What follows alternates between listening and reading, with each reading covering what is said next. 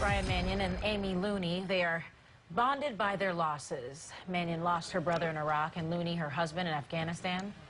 So get this, on Friday, the two women attended an inaugural ball for veterans in Washington, D.C., and they became targets for a group of protesters who they say assaulted them, called them names, and spit on them. Joining us now is Ryan Manion, the sister of fallen Marine First Sergeant Travis Manion. Good to see you. Hi. First of all, I'm sorry for your loss. Thank you. What happened here?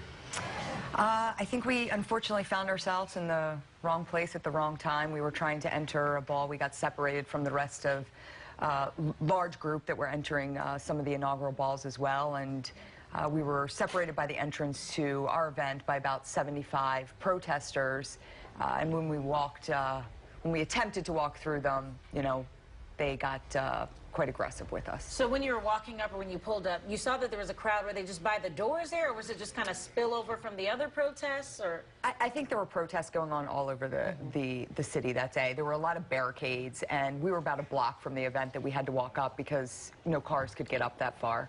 But I think it's important too to note that, you know, the idea, I think there were peaceful demonstrations that were happening that day, just like there was an extremely peaceful demonstration that happened Saturday.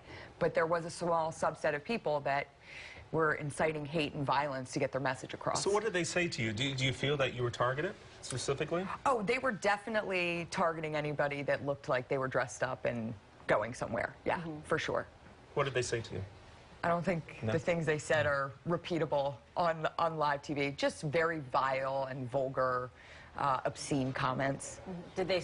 You heard reports that they spit on you, or there's pushing? They were spitting. They drew on us with permanent marker on the back of my shawl. They, you know, one gentleman bumped into us.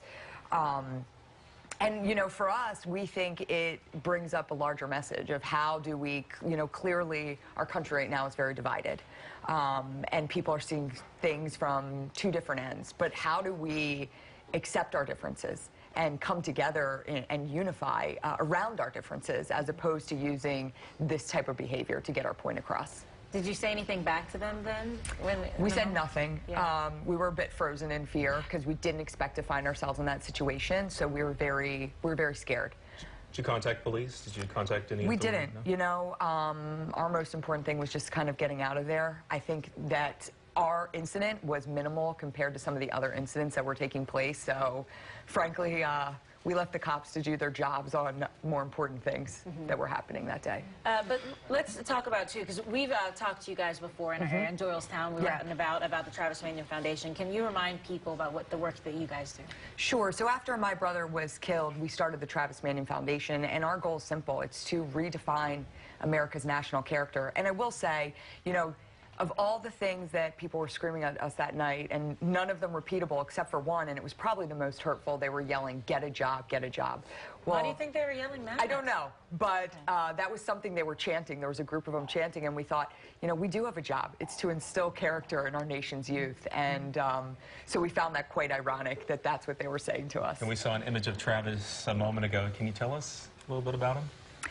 Travis was my best friend. He was a very humble individual. He worked hard, and the choices he made led him to the person he became. And, you know, Travis was asked before leaving for a second deployment why he had to go back. And he said, "If not me, then who?"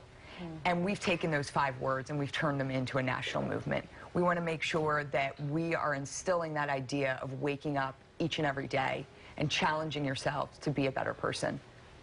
And I noticed, too, on your website, travismanion.org, right?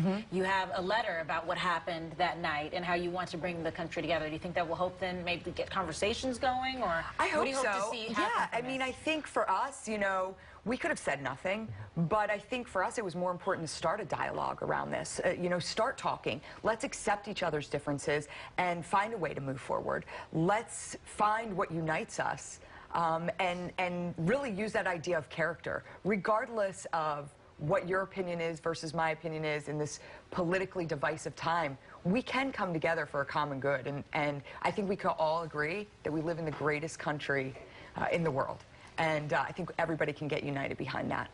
Well, thank you. Thanks for talking with us about your experience, and thank you for the great work that you do in our area. Thanks so much. Yeah, keep the message going. Appreciate it. Thank you.